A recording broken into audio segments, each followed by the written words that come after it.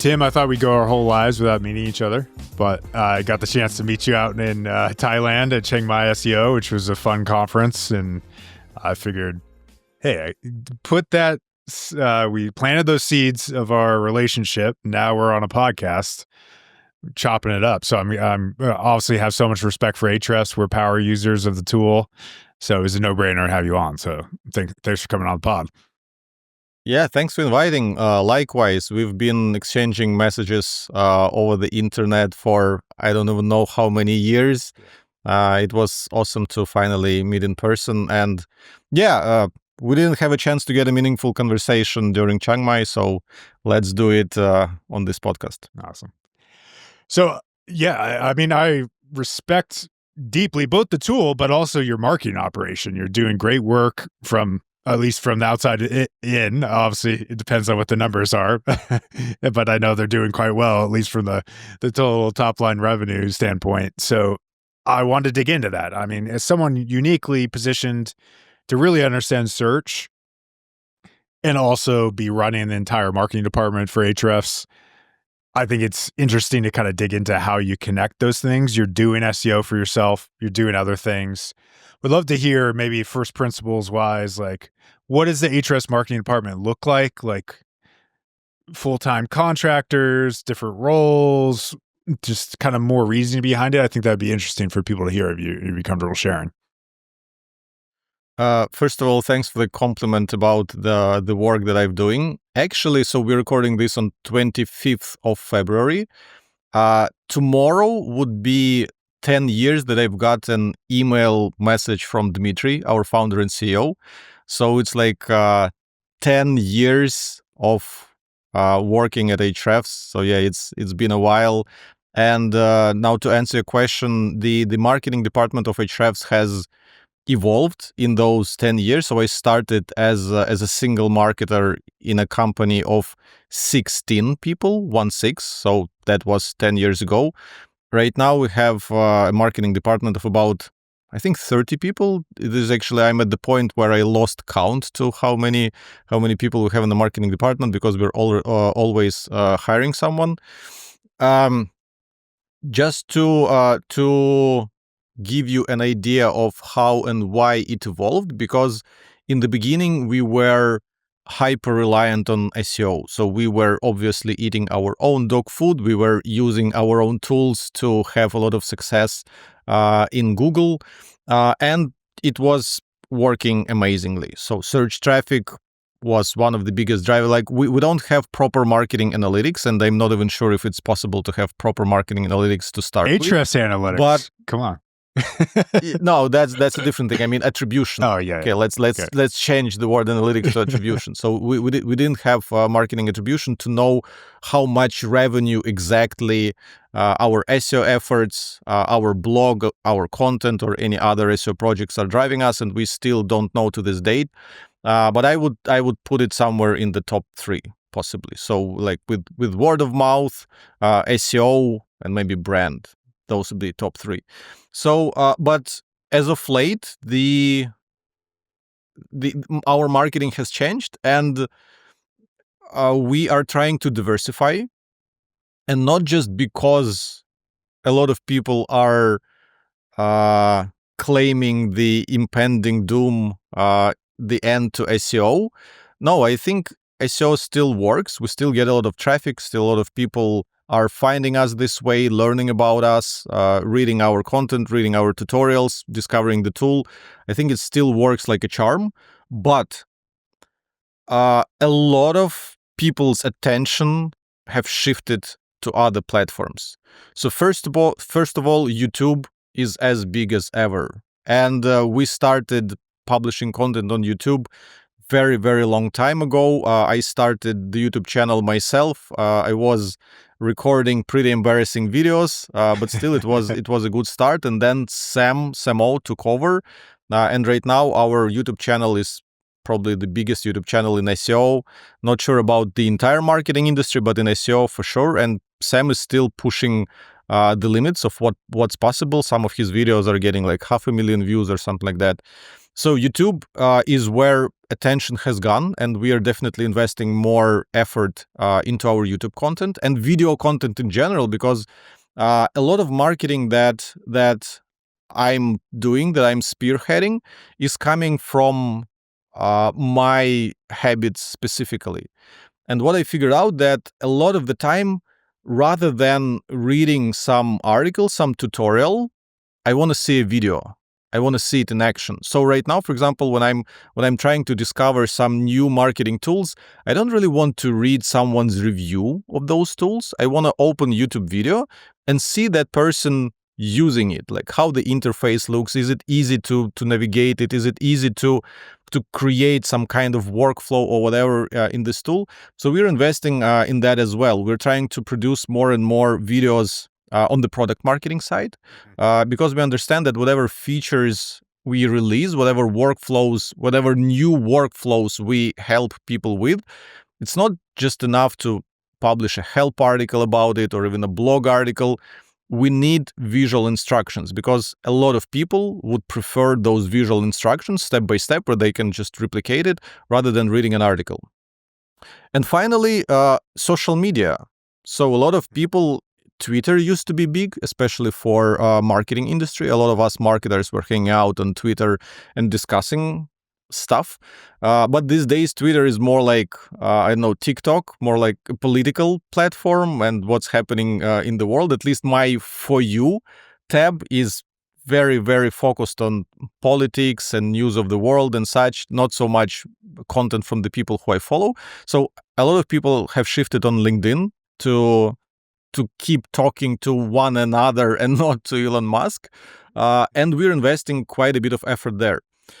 So yeah, that was kind of a bird's eye view of how our marketing evolved from, because we were, I know, 80% focused on doing SEO, and now we are branching out into those different areas. But in terms of departments, so we still have our blog team, and we'll still keep it because we want to produce great content.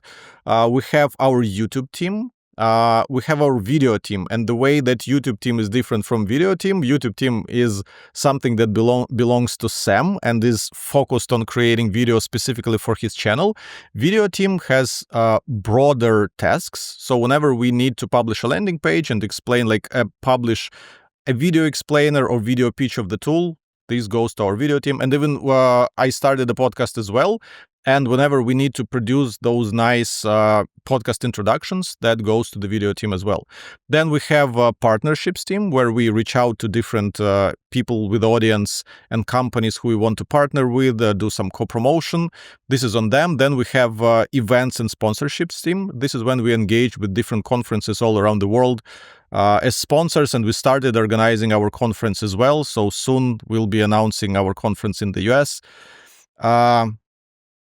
And I think that's, and the product marketing team, who is responsible for all the content related to the product. So the way that I differentiate between content marketing team and product marketing team. So content marketing team talks to people who are interested in the problem.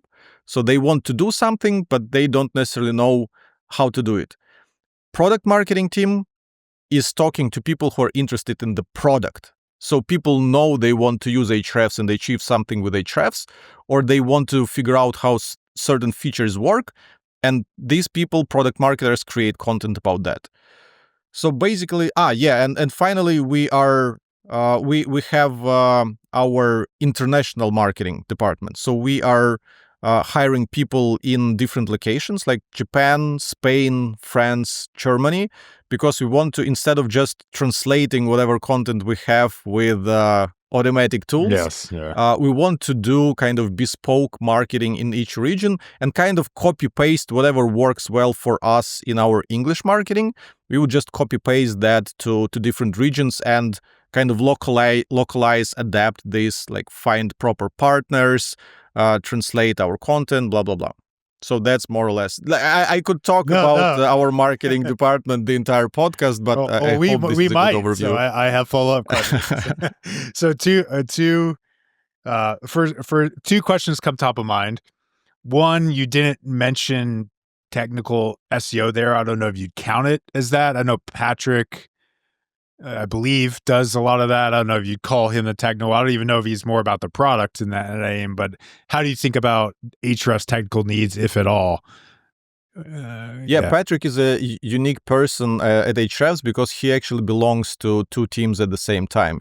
Part of his time is in marketing, and part of his time is the product. So he's advising on the product. He's helping us to prioritize features. He's helping to come up with features in the first place. He's helping to explain how those features should work to make sense for SEO.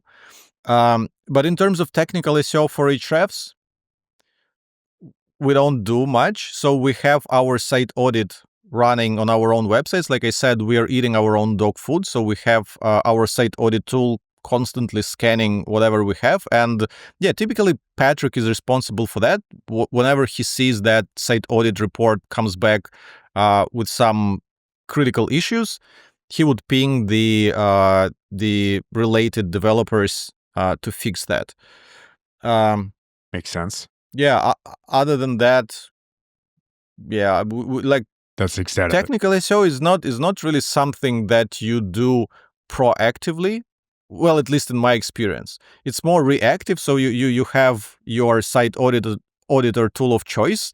Hopefully that's Ahrefs. It would catch whatever issues you have on your website, and then you decide, because not all issues are even worth your time fixing. So then you need to decide how critical it is, and would fixing it give you any advantage, any difference to your website. So that's about it. Yeah, I agree with you. I was curious that split generally of, I mean, there's different camps of like how much that matters. And I think I'm with you. I mean, I am with you generally in terms of thinking about a whole department, how it should be thought about. Another thing I was curious. I'll quickly interrupt you. Sure, There's a difference between agency doing technical SEO and engaging with websites that never fixed anything. So they run their first site audit report and it's like all red. Right. And Ahrefs, who's been doing kind of technical SEO and fixing issues from the very, very beginning, because we're an SEO tool. So there's not much to fix day to day. It's not the same as when you come into a company that never cared about their SEO and you're like, oh my God, there's so much that works properly on your website. Makes sense. Yeah, my mind went to, you're also a SaaS company. Generally, they're smaller websites. You've built a quite big website because of things we'll talk about a little bit later if we get there. But makes total sense. I agree. So you touched on spending more time on LinkedIn. I see you active there, of course. Is there a team also personally doing that? Like, what does that mean in practice? Are there more people than you? Yeah, so I'm trying to be, I think I started being more active on LinkedIn about a year ago. And right now I'm trying to be even more active. So I'm trying to schedule posts almost every single day, because I'm seeing that actually, as I started posting more often, my audience, my following started growing a lot faster. Who would have thought that those things relate, right? Posting more on LinkedIn and getting more audience. But we also encourage every person on our team to, I don't like the word repurpose or repost, but post their work on LinkedIn, because whenever someone publishes a great article with some unique perspectives, with some unique ideas, with some unique data, historically, what people were doing, they were just posting link on Twitter, on Facebook, on LinkedIn, whatever, and people were clicking and getting to their website and reading the article, and they were looking at their website analytics. The traffic was going up, and they were happy. But these days, the game has changed. You need to post content natively if you want to reach people on those social networks. And I don't really see a problem with that. I don't really see a problem with not driving traffic to your own website. And for example, if you want to educate people about some new feature that you have released, just publish a video natively on Twitter and LinkedIn, and people would consume like 2-3 minute video right there on those networks, instead of trying to send them to the landing page where this video is embedded. Why? So basically, closing the loop, we are encouraging all the people in our marketing department, whether it's content marketing department, product marketing department, even events, to post their work on LinkedIn natively. So whenever you have an interesting idea, interesting takeaway in the article, can it be a post on LinkedIn? Can it be a carousel? If you created a nice image illustration or chart for your article, can you share it on LinkedIn? And oftentimes, if the underlying idea has legs, if it is not beaten to death, if it catches attention, it would perform very well on LinkedIn. Plus, we have diversified our content from just SEO, because historically we were only targeting things that have search traffic potential. Right now, we're allocating 20 to 30% of our time for thought leadership and opinion pieces, how we call them internally. And for those opinion pieces, there's no way to get traffic from search, because people don't search typically for opinion pieces, they discover them. So we heavily encourage, whenever someone publishes an opinion piece, they need to post the kind of the TLDR version of that opinion piece to LinkedIn, Twitter, and then maybe in comments post a link to the article if someone wants the full thing. So when you say heavily encouraged, what is that in practice? Like, are you actually have a process in place where you're nudging them or maybe calling out at all hands? Like, what does that mean? Yeah, bonusing them. Yeah, this is a great question. First of all, we're trying to lead by example, namely myself and Ryan Law, our head of content marketing. So we're trying to show people that those things work, and we try to kind of nudge them. Whenever I see an article published on our blog and they see that a snippet of this article would work really well on LinkedIn, I would ping the author of the article and say, try sharing this infographic, try sharing this takeaway on LinkedIn. We'll support you, we'll reshare it, we'll comment on it to give it a boost. And oftentimes this works. So I ask a person to repost something, they do it, we support it a little bit to give it a push. It goes pretty well, like relative to the size of their following. And they kind of get the dopamine boost from like getting validation for their ideas. Because when you publish something on the blog and the blog doesn't have any indications of how well it performed, especially since we didn't look at the visits to an articles. We'll probably start doing this now that we have Ahrefs analytics. As usual, we'll be eating our own food and using our own analytics for ourselves. But on social media, the feedback loop is instant. If you share something cool, people like it. It gets engagement and you're happy about it. And this motivates you to post something else, and you start thinking about, okay, what else can I share from the things that I was working on for the blog? So yeah, it's as simple as leading by example, reminding people on one-on-ones, on team meetings that they should be doing this, and calling them out on Slack. Hey, you published this great article. Why don't you like post a shorter version on LinkedIn? As simple as that. Yeah, like that. And I'm sure that encourages other team members to do the same when they see their team members and not just like the C-suite getting success, getting some nudging. And, one more thing. Ryan is also calling this out in monthly reports. So Ryan would post a monthly blog report on Slack with all our wins and losses. And he would call out when someone posted something on social media and it went well. He would call it out in the monthly report as a reminder that this is part of your job. It's not just to publish posts on the blog, it's to spread ideas that are being born within our marketing department at Ahrefs. Makes sense. So of those 30 people, how many of those are dedicated to the blog, and how did you come up with specifically that number? Maybe we start there out of curiosity. Yeah, the blog I think is 6 people right now. And how did we come up with this number? I think it's mostly, so we have a minimum output of 3 articles per month from a person. And I guess just by looking at the amount of topics that we want to cover, amount of ideas, not necessarily SEO related, that we want to work on, and how fast we're moving through this backlog, we kind of balanced how many people we need to feel that we are putting out enough work, because the main KPI for content marketing department is output. So how many articles are published every month, every quarter? And like I said, the minimum output is 3 new articles. And yeah, we also encourage everyone to do at least 3 updates of old articles per quarter. So that's the most important thing. And in terms of quantity versus quality, I'm anticipating your question. This is on Ryan as the team lead, as the person responsible for our content. So we have monthly content mastermind calls with Ryan, and we would invite one of the team members. We tried doing them with the entire team, but that wasn't too productive. So it would be me, Ryan, and one of the person, and we cycle through everyone from the blog team, and we would simply discuss ideas. We would simply discuss if ideas have legs, if ideas have business potential, which I was promoting this concept on LinkedIn.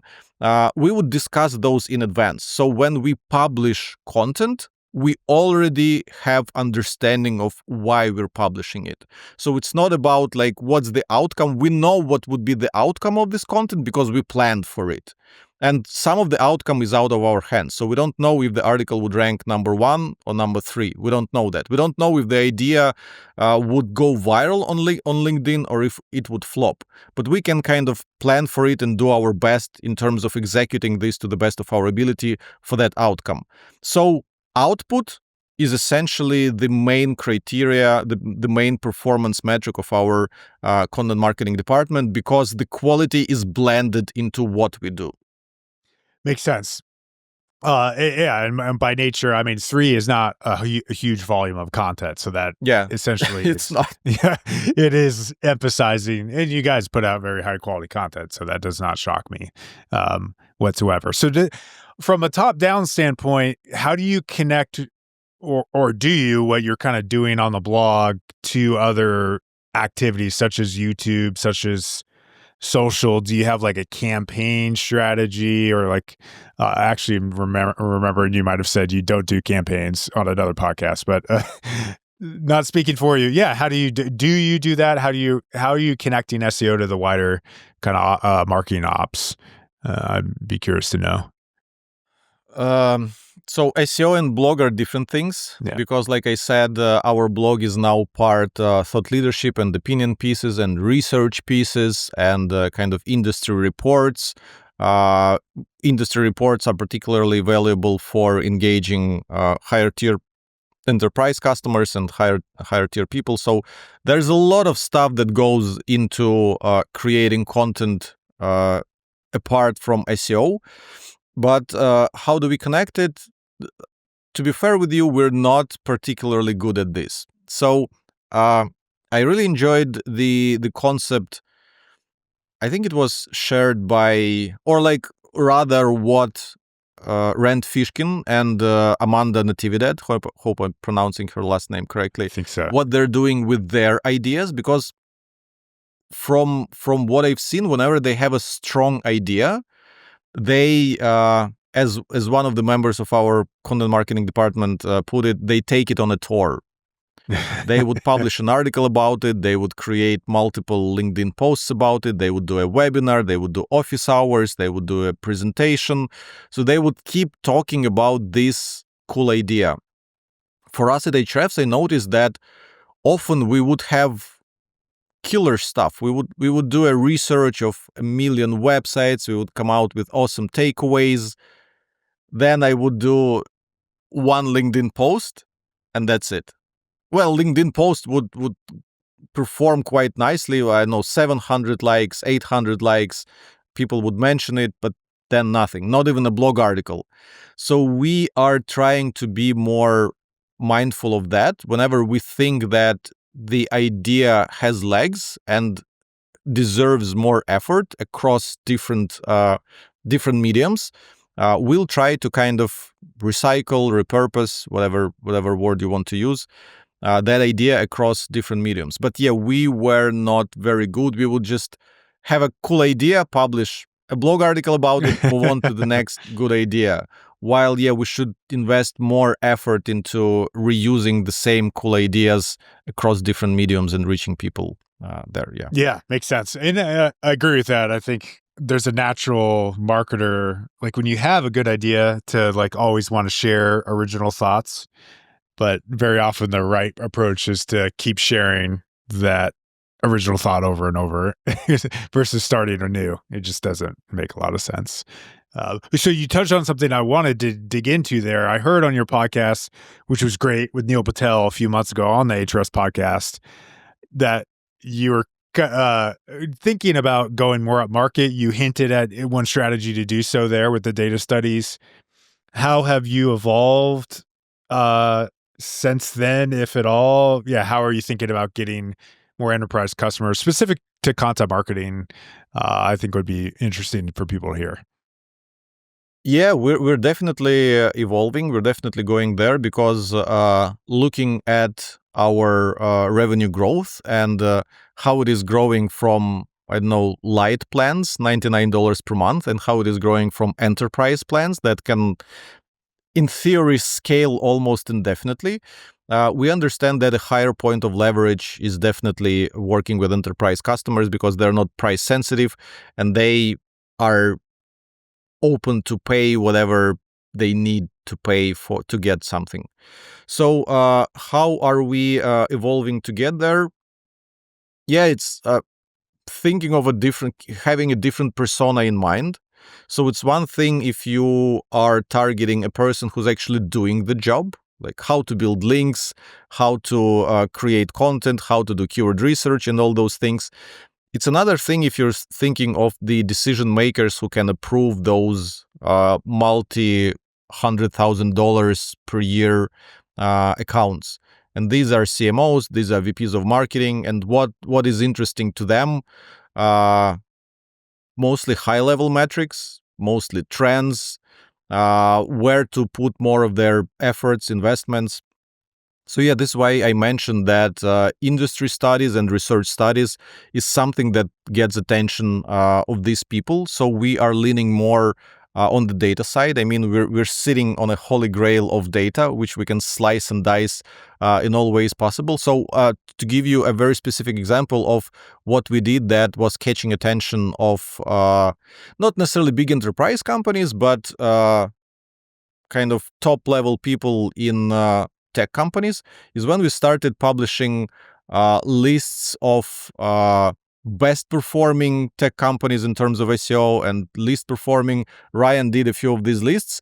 And this is a very easy, very straightforward example of ego bait, because if someone publishes a list of tech companies ranked by something, as a person higher up in that tech company, you want to know where you're at. Are you in the top 10? Are you in the top 5? Are you in the 20?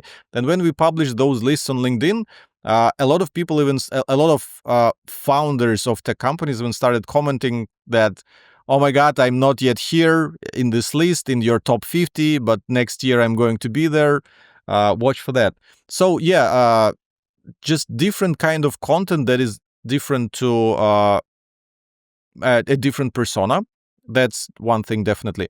Another thing is that a lot of these people, a lot of these decision makers, CMOs, VPs of marketing, etc., they don't consume kind of content or information in the same way as people actually doing the job, in the sense that they often do this via talking to other people and networking, which means going to conferences, going to some private events. This is why for enterprise marketing, events is such a big driver of leads. And yeah, we've been sponsoring events and we've started running our own events. I think, well, we've been sponsoring events for many, many years, and we started running our own events in the past couple years. But we've been figuring out how to attract the right kind of person, because it's one thing to throw an event and have random people show up, and you might even sell all the tickets, so your event would break even. Like our event in Singapore, we did our first conference in Singapore. It broke even. I think we even did a very little profit on it. but yet in terms of the personas that we attracted to this event, in terms of the sales value of these people, it wasn't as high. So we learned our lesson, and we are exploring other ways to draw the right audience to our event, to draw higher level people, and there are many things that go into it, from picking different speakers to setting different agenda for your conference to actually sending personal invites to people who you want to see at the conference, yada yada yada. Right. So yeah, there's a lot of thing that goes into not necessarily rebuilding your marketing team to for enterprise marketing, but more so adding the missing pieces so that your team would be able to do marketing for these kinds of people. So from a speaker selection standpoint, I'm curious to dig in a little bit on that. Like, is that Gary Vaynerchuk or Serena Williams, or I don't know if you're familiar with those names, but like huge publicly well-known people, or is it the reverse? Yeah, I don't know if you could give more hints on like that direction. Yeah, so that I attracts cannot them, tell you for sure because we haven't yet done this and I don't have Evidence. the results to prove it to you, like, oh, this works. But again, looking at some other conferences, why do they invite Selena Williams and Gary Vee? And maybe it does help them to draw the right audience. But the way that I look at it right now is if you are a CMO or marketing leader at a huge, publicly traded company, you probably want to hear from another CMO of a huge publicly traded company, Yeah. not necessarily some marketing manager who's really, really good at building links. So that's the thing. Yeah, you invite people who those people want to hear from, and that's not necessarily Gary Vee, but other big names in the space. Not even big names in terms of person name, but big name in terms of the brand they represent. Yeah, makes sense. We recently started exploring conferences that target CMOs specifically. You're probably familiar with some of those. They're not cheap to go to as an agency who supplies to them, or an agency or a SaaS provider, no doubt. So better to build it yourself, but that makes a lot of sense. So changing gears a little bit, one thing I was curious about that I just naturally noticed looking at Ahrefs data recently is we used to do a lot of outreach to mid-tier bloggers over time, and we shifted completely to doing upmarket trends report, data studies, all those things that you're speaking of. And our reason for that was just the anecdotal feeling that less people were blogging than previously, and they were kind of shifting to social. You couldn't get people to go to your website, as you noted previously on this podcast. But now I'm like actually seeing that was just hypothesis. But if I just look across many consumer brands, and I shared a post on LinkedIn about this idea, I see a lot of like it's pretty hard to go up from a referring domain view in Ahrefs if you're a consumer brand, especially if you target like a mid-tier consumer market, like a Hallmark or Shutterfly, those kinds of brands. I don't know if you're seeing this within Ahrefs data or anything else you might point to or note in that observation. So no, this is new to me. I've seen your LinkedIn post where you posted a bunch of graphs from Ahrefs where some websites are struggling to grow their backlink profiles any further. I'm not sure if it is happening at the web scale or maybe it is specific to some industries. I think we can fairly easily study this because we recently used AI to categorize, I think, all of the domains in Ahrefs database. So we have like categories and you pick a category and we know all the websites belonging to this category. So we can easily run studies on different industries and checking out the trends with the backlink profiles of websites in the industry should be easy to do. But if we do this and we see, like, I'm always trying to think ahead of the outcomes and what can we derive from those outcomes. So if we study and we find out that, I know, and in e-commerce, the websites are either not growing in terms of their backlink profile or even deteriorating because link rot and links are dying and they're not getting too many new ones. What does this mean? So apart from observation, what kind of actionable insights, what does it mean for people? How would they change whatever they're doing? Yeah, So this it's is my question to Oh, you. yeah, question. I mean, potentially more traditional PR, less blogger type strategies if they're actively staying in their old ways, which I'm guessing is not the true. There is not the case, but there is a whole multi-year phase where in e-commerce spaces you would do like giveaways to bloggers for links on their blogs, and I think that's pretty dated now. I don't think a lot of people are doing that, but I think it's also kind of just interesting to notably observe that if that is impacting your overall domain rating, there could be volatility associated with that in some way, I would think, unless Google is perfect at recognizing new links versus old links, which maybe they're getting better at. There's some different arguments for that, but I would think there'd be more volatility as people are kind of like, there's more change at the top. Maybe I'm misthinking that, but yeah. So, well, I don't consider myself a professional SEO, even though I'm in charge of marketing for one of the biggest SEO tools, because I'm not kind of doing it every day, my hands dirty with all the tactics. But whenever I talk about SEO, I always default to the very, very basic best practices.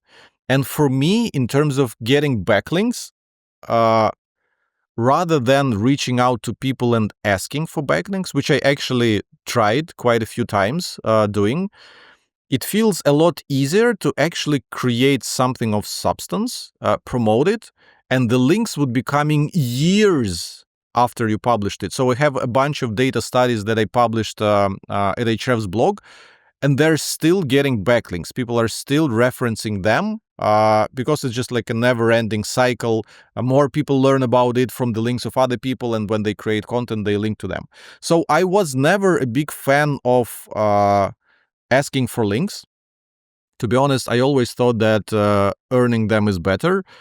So for me, knowing that, asking for links is not as effective as it used to be, for me, it's not big news because I never thought that it was very effective in the first place. Maybe in some industries, and when you pay for them, yes, when you pay for links, you can get them. When you want to get them for free without paying, it's a lot harder. Then I had some other thought in this regard. No, Yeah, I mean, let's just keep it. I mean, I agree with you. I mean, I think it's a leverage thing. It's like if it's like you talk about distributing on social, like if you can get the right people to share it and it actually has audience, then it can be useful. But that was the problem with the mid tier is it never had leverage. It rarely had audience. One other thing, because bringing this back to the actual study. So if we were to study what's happening with links in different industries, I think it is so specific to every individual company. Like, where were they investing their efforts in the first place? Maybe they weren't even doing this link building outreach in the first place. One other thing I forgot to mention is the amount of garbage links on the web is ridiculous. And this is why ever since me joining Ahrefs about 10 years ago, I was pushing for a lot of filters, and I'm still pushing for a lot of different filters and metrics to help people sort through those links. And this is why we released also the best links filter that helps you sort through your links with one button. So if the backlink profiles of some companies are deteriorating, we don't know. Maybe some people are giving up on the backlink spam that they were doing. But the quality links are still there. So yeah, it's again, it's a long conversation, and to be honest, for me personally, is not as actionable because it all comes down, like, marketing is not just getting links, right? It's so much broader than this. Yeah, it makes sense. And just to like be more specific, I would say mommy bloggers in particular is that segment that's affected. Mommy bloggers sound so 2000. I know it is, and the data is reflecting that. And just for clarity, it doesn't have to necessarily have anything to do with outreach. It's just a huge section of the link graph that has potentially atrophied. Yeah, maybe. We're not doing mid-tier outreach. We stopped doing it a long time ago. So with you there, but it's just interesting if you're in a consumer market. Like I'm looking at all recipes right now on Ahrefs, and there's just a pretty decent decline in referring domains because that's probably a lot of mommy bloggers, recipe sites that link to each other. What does it mean? Yeah, maybe it doesn't mean much. Google's figured it all out over time, but it's just kind of an interesting evolution, I thought. But I appreciate Ahrefs' ability to kind of make that. Yeah, we might study this, but I'm sure we're not going to look at this in isolation. Yeah. I think we need to cross correlate the traffic to those websites, and instead of focusing on all the backlinks, we'll probably be focusing on what I called best links. We would pre-filter them somehow to make sure that a lot of spam that exists on the internet would not make the cut. Yeah, we'll see. Yeah, maybe this is worth studying. Yeah, potentially. One of my like tangential things that I know you recently did a study. I didn't pull it up before I did research for you. Was the idea that people were saying links matter less. I wasn't sure. Maybe less links generally may contribute. Maybe it would contribute more. Maybe I'm thinking about that backwards. But I'd be interested in a study. Maybe I'm in the minority there, but. Maybe I'm one of your enterprise customers. I'm not sure with the data study. But changing gears once again, you've started all blog content. I think more recently you could speak to the timeline. You put out a website directory on Ahrefs, and you have a lot of websites there. I'm curious how that's performing for you. How you think about like programmatic SEO generally, in your opinion on it, and just any other notable observations you have having kind of launched that directory? Well, first of all, that directory was not my idea. It was the idea of our CEO and founder Dmitry, plus Patrick was a big supporter of this thing. I was against it. To be honest with you, I was against it. And I'm kind of still against it because whenever I analyze what kind of traffic we're getting, it's like gambling and I see that some kind of sketchy websites with free movie downloads and blah blah blah. Like the bulk of it. The minor part is kind of some smaller websites, maybe some smaller brands that. So yeah, this is very strange traffic to me. I don't quite.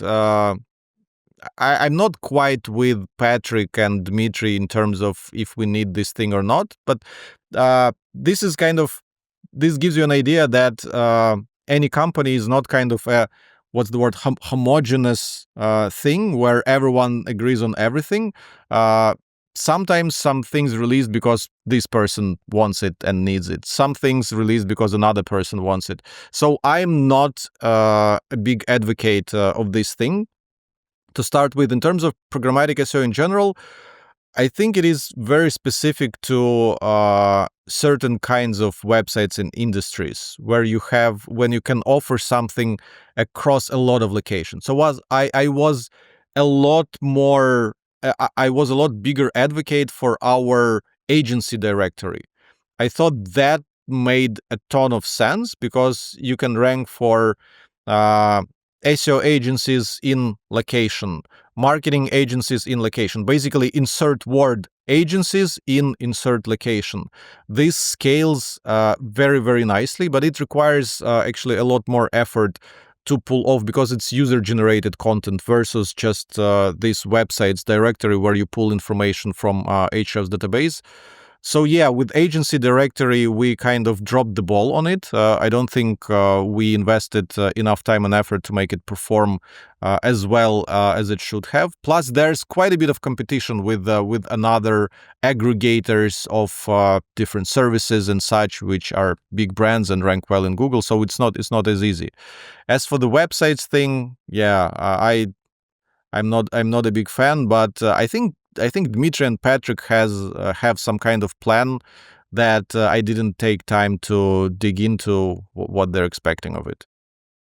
So there's no universal take there on programmatic SEO. It's just kind of your specific use cases on those two sides. You like the website directory, or not the website, the agency directory, but maybe the website in your specific use case is maybe not the most amazing thing. Did you see any like specific? I sometimes see these and I feel like they're at risk of dragging the rest of the site in some ways. I mean, it looks like you just you recently. Yeah. No, we like initially we hosted that website's directory at ahrefs.com/top, and it got banned. I think it got banned because for the descriptions of websites, we also used some kind of stop words.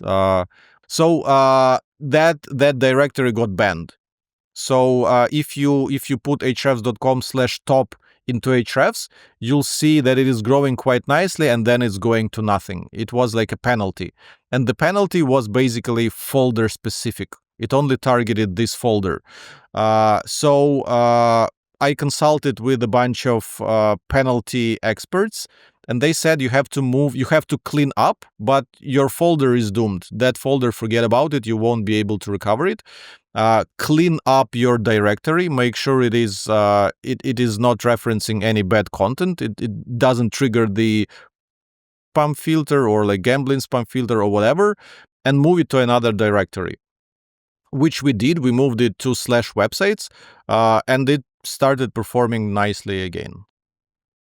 Did you remove sites in that process, or? Yeah, I think we removed sites, and we cleaned up the website descriptions that we had, because those were AI generated, and I think it was also using, or maybe we took them from meta description of sites. I don't even remember, but yeah, we did some cleanup to make sure that it won't trigger the filter again, and we relaunched it at another directory, and it worked well. Oh, interesting. Yeah, look at what's ranking currently from your directory, which I could screen share here.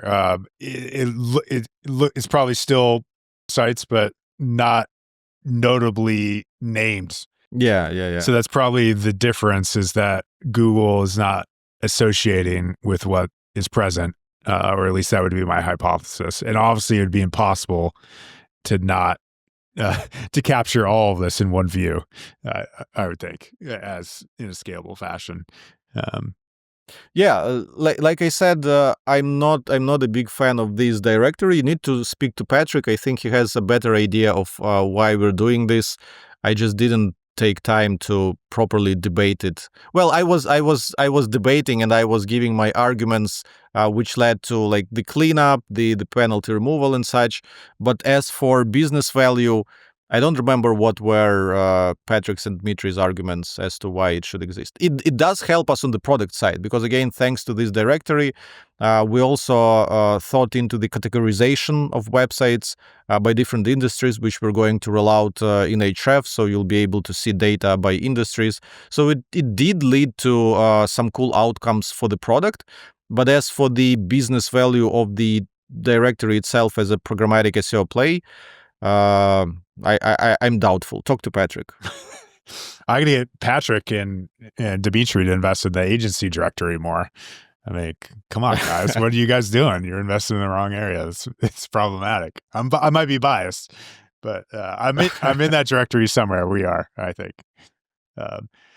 Well, thank you, Tim. This is great. Yeah, so you have Ahrefs Evolve coming in Q4, not formal announcement yet. Probably you will have announced it maybe by the time this launches in 3 weeks, or maybe not. But you're going to be in the United States, so that's definitely worth looking out for. Follow YouTube channel. West Coast, right? We discussed it. Yeah, West is that Coast. official West Coast? Yeah, West Coast is official. Yeah, okay. So just make sure you're over in the West Coast in Q4, and you'll be in striking distance of the conference. But Ahrefs, amazing tool. I appreciate you coming on, Tim. It was great. Thanks a lot for having me. Thank you.